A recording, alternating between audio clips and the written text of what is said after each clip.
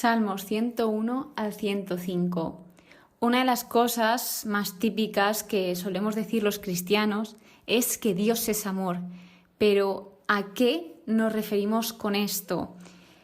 El Salmo 103, que es el que se titula Dios es amor, y por eso he querido titular a este episodio así, pues es uno de los más conocidos y de los más amados que hay en todo el libro de los Salmos.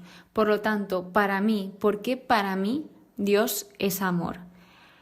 Vosotros imaginaos una persona, ¿no? Y esa persona, pues vosotros habéis pasado de ella, vosotros incluso os habéis podido llegar a burlar o incluso a mentirle, pasando de ella, no haciéndole caso.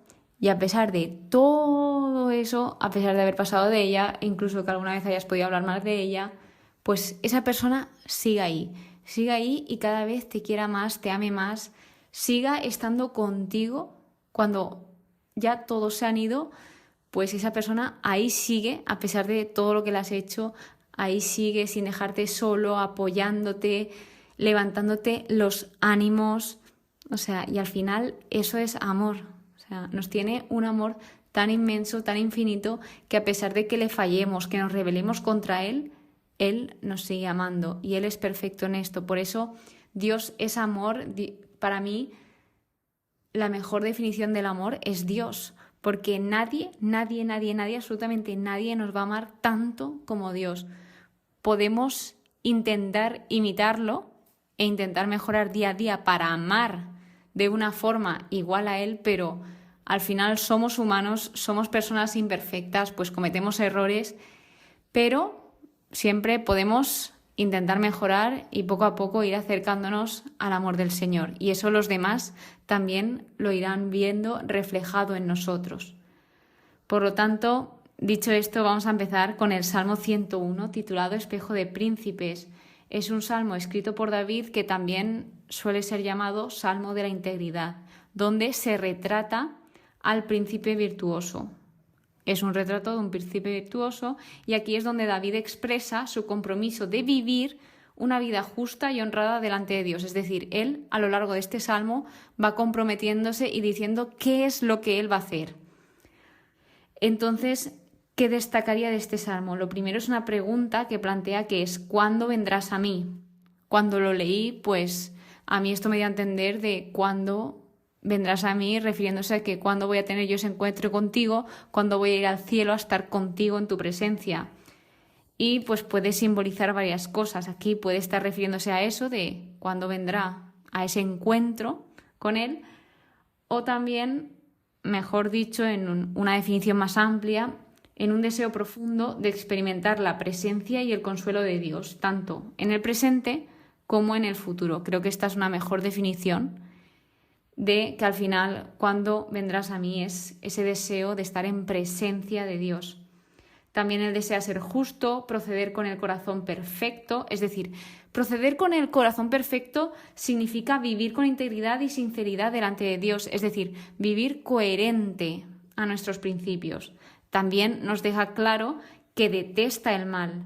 Y lo más importante para mí de este salmo, lo que más me impactó, fue el versículo 6, donde él destaca esa importancia que tiene el entorno, las personas por las cuales nos rodeamos. Es decir, él se está fijando quiénes van por el camino recto para así rodearse de estas personas. ¿Y por qué es importante rodearte de personas que caminen por el mismo camino que tú vas? Pues porque si tú en alguna vez caes o tienes algún momento de debilidad, siempre va a haber alguien que te sostenga, que te ayude o que tal vez haya pasado por una situación similar. Entonces es mucho mejor que te rodees por estos entornos sanos que pues por otros distintos. Pero también he de decir que en entornos distintos podemos estar ayudando, pero al final el entorno es las personas cercanas. Así que nunca debemos excluir a los demás, pero sí decidir a quién tenemos más cerquita, a nuestro círculo cercano. Entonces, el Salmo 102 es una oración en la desgracia. De estos salmos hay una gran cantidad en la Biblia, los hemos ido viendo, donde hay alguien que se encuentra en un estado muy fuerte. Por ejemplo, aquí en este caso es un estado de angustia que derrama su llanto ante Yahvé. Y él, pues, por ejemplo, usa comparaciones, también dice que primero Dios lo alzó y que luego le tiró. Y aquí he estado investigando porque pues Dios tiene este poder, ¿no?, para alzarnos y también pues para tirarnos. Y aquí pues esto puede simbolizar ese desconcierto que tenía esta persona o confusión ante las situaciones cambiantes de la vida, porque al final la vida va cambiando. Nosotros nunca vamos a estar en el mismo estado toda la vida. La vida cambia mucho. Así que nada es seguro y pues nos puede pasar esto, que nos confiemos en algo y de repente, ¡pum!, caemos. O al revés, que estemos abajo del todo y de repente subamos. La vida da muchas vueltas. Luego, a pesar de este momento duro por el que pasa el salmista, está mostrando confianza. Es decir, está desesperado, pero aún así él está acudiendo a Dios, está depositando toda su confianza en Él y también nos va diciendo que Dios recuerda lo que va diciendo, tu memoria alcanza de edad en edad. Y en el versículo 15 dice, tus siervos aman sus piedras, sientes compasión de sus ruinas. Entonces aquí se ve que se refiere con que aman sus piedras, son los lugares sagrados, el templo, por ejemplo. Y yo me pensaba que se refería como a sus obstáculos, los obstáculos que tienen en la vida, que los aman, que los acogen y que pues que al final todo le buscan el propósito bueno, aunque sea malo.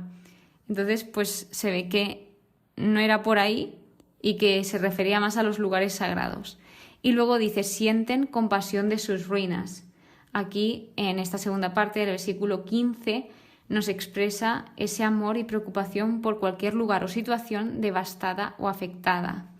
Es decir, en el Antiguo Testamento hubo muchísimas ocasiones donde construían el templo y luego los enemigos, los adversarios, lo tiraban. Lo volvían a construir, lo tiraban. Entonces ellos tenían una gran estima por el templo porque al final era como ese lugar donde ellos sentían incluso más cerca la presencia de Dios. Así que bien, pues por ejemplo también habla de cuando Yahvé reconstruya, que se volverá la oración del despojado, que su oración no despreciará. Luego nos dice en el versículo 19, quedará escrito para la edad futura. Quedará esto escrito para la edad futura. Y vemos que es cierto que esto quedó escrito para la edad futura, que podemos ser nosotros ahora mismo y que se ha conservado y que está llegando, pues como aquí decía, para la edad futura, que es verídico esto. Entonces, luego, pues se nos dice, ¿qué ha hecho Dios por su pueblo? Nos podemos hacer esa pregunta y este salmo nos la contesta. Dice, se ha inclinado, es decir, el mismísimo Dios se ha inclinado por nosotros, nos ha mirado y todo esto para escucharnos, para librarnos, para proclamarnos, o sea, para proclamar su palabra. Y pues lo que aquí también se ve es ese deseo por la unidad, ya que todos quieren estar unidos, estar a una para así servir a Dios. Aquí la verdad es que hay muchos puntos en este salmo, pero son muy importantes, ya que, por ejemplo, el versículo 28 dice, mas tú eres el mismo, no tienen fin tus años, refiriéndose a Dios, de que al final Él siempre es el mismo, Él nunca cambia y Él nos ama siempre, desde incluso antes de que existiese el mundo. Y pues continuando, el Salmo 103, el Salmo estrella del episodio de hoy, que es Dios es amor. Como decía, es uno de los más conocidos y más amados. Este se suele conocer mucho por el versículo primero, que también es el mismo que el último, que es bendice alma mía al Señor.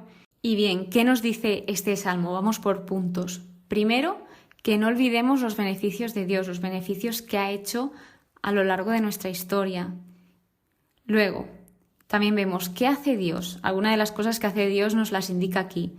Y dice, tus culpas perdona, cura todas tus dolencias, rescata tu vida de la fosa, es decir, cuando tal vez te encuentres en el punto más bajo de tu vida, ahí está Él para rescatarte, así lo hizo conmigo. Luego habla sobre el amor y su ternura y satura de bienes tu existencia, entre muchísimos otros, pero aquí destaca estos. Entonces luego se nos dice otro versículo que es muy destacado y muy famoso, que es: Yahvé es clemente y compasivo, lento a la cólera y lleno de amor. Y continúa diciendo: no nos trata según nuestros yerros, ni nos paga según nuestras culpas. Imaginaos lo bueno que es Dios, que a pesar de, como os comentaba, de que le fallemos, que le seamos infieles, Él no nos paga según nuestra culpa, como dice aquí. O sea, y encima nos da muchísimo más de lo que merecemos. Luego, que Dios, Él conoce de qué estamos hechos y que se da importancia al hombre, se destaca lo importante que es el hombre para Dios, ya que al final veremos en el siguiente episodio que muchos prodigios, la mayoría de los prodigios, son hechos en favor de los hombres. Y de hecho todos los mandamientos, todas las cosas que Él ha hecho para nosotros, su palabra, es todo para nuestro bien, para que nosotros vivamos felices y estemos pues viviendo la vida al máximo. Entonces pues se destaca esa importancia que tiene el hombre para Dios. Más tarde nos remarca que el amor de Yahvé, que el amor de Dios es eterno. Y por último hace referencia a unos héroes potentes, que es como aquí les llama, que se refiere a los que cumplen sus órdenes, las órdenes de Dios, y oyen la voz de su palabra, y oyen a Dios. Porque en los salmos anteriores, si recordáis, veíamos como ojalá escuchéis hoy la voz del Señor. Entonces, los que sí que la escuchan, pues aquí se les está llamando como héroes potentes, porque al final es algo que realmente es fácil, pero para el humano es difícil, ya que nos cuesta mucho parar, escuchar. Entonces ellos son llamados así, héroes potentes. Y luego Salmo 104, aquí se titula Esplendores de la creación, que este salmo, esta repetición que se utiliza en la Eucaristía, se ha dicho hace muy poquito. Hace 2 días en la iglesia se decía este salmo: envía tu espíritu, Señor, y renueva la faz de la tierra. Donde aquí lo que hace es destacar a Dios como creador y sustentador de toda la creación. En este salmo está describiendo la belleza y la perfección de la obra de Dios en la naturaleza y nos va hablando de la creación básicamente. Este salmo es de la creación. Aquí, como algo interesante que comentaros, es ¿para qué se creó el sol y la luna? En específico habla de la luna, luego nos habla del sol un poco más en profundidad, pero dice que la luna se creó para marcar los tiempos. Y esto me parece interesante que se cuente de esta forma aquí en los Salmos. Entonces también habla del hombre, sobre cuándo sale él a trabajar. Dice, para hacer su faena, sale a su trabajo hasta la tarde. También habla de las numerosas, incontables obras de Yahvé, de que todas las ha hecho con sabiduría. Y que luego, que los que esperan en Él, los que esperan en Dios, y esperan que les dé comida a su tiempo. Aquí creo que se refiere a los animales, pero lo podemos como también traer a nuestro terreno, que los que esperamos en Dios, al final, a nuestro tiempo, nos dará esa comida. Aquí habla de comida, pero cualquier deseo que tengamos en el corazón, si es su voluntad, en el tiempo perfecto, Dios te lo dará, porque Dios provee. Entonces, dicho esto, el último salmo de este episodio es el 105, donde habla sobre la maravillosa historia de Israel, que este es uno de los salmos históricos más relevantes, ya que, por ejemplo, en la Iglesia Católica se lee en la Vigilia Pascual o, por ejemplo, en la festividad de San José. Y en este salmo lo que está haciendo es narrar los elementos clave en la historia de Israel. Así pues, algo central también es la fidelidad de Yahvé a las promesas de los patriarcas, porque aquí empieza como del versículo 1 al 6 a un invitatorio donde se nos invita a alabar a Dios, a pues adorarlo, a darle gracias, etc. Y luego ya se nos va hablando de Abraham, refiriéndose a él como su siervo, que este es con quien hizo el pacto, también se refiere a él como su servidor en este salmo, Isaac, que es con quien hizo el juramento, Jacob, que aquí lo llama su elegido, o también Jacob pasó a llamarse Israel, es decir, Jacob es la misma persona que Israel, simplemente que Dios lo nombró Israel, por eso se llama el pueblo Israel, por Jacob, y con él hizo la alianza eterna. Así que pues nos va hablando de los patriarcas, de las promesas que hizo, de cómo fue cumpliendo cada promesa, y que luego nos destaca que los juicios de Dios afectan a toda la tierra, que nadie se libra. También habla de José, que él fue quien fue vendido como esclavo, pero que luego al final tuvo un final bastante increíble. Al final fue ensalzado por todo lo que hizo. Luego Moisés y Aarón, que ellos fueron los responsables de ejecutar los signos, y de ahí vinieron las 10 plagas de Egipto, que aquí hace como un breve resumen de los versículos 28 al 36. Nos dice que ni uno solo flaqueó de entre las tribus, es decir, de los fieles al Señor, a pesar de que hubo todas las plagas, ni uno solo flaqueó, es decir, ni uno solo pereció, y que cuando necesitaban alimento, cuando necesitaban cualquier cosa, Dios proveía esto. Él les dio la provisión de maná y como que les cubría las necesidades. Y luego pues vemos como que todo esto y todas las obras, actos e intervenciones de Dios, todo lo hizo en favor de su pueblo, y que al final esto también lo hizo para que así guarden sus preceptos y observen todas sus leyes, como indica el versículo 45.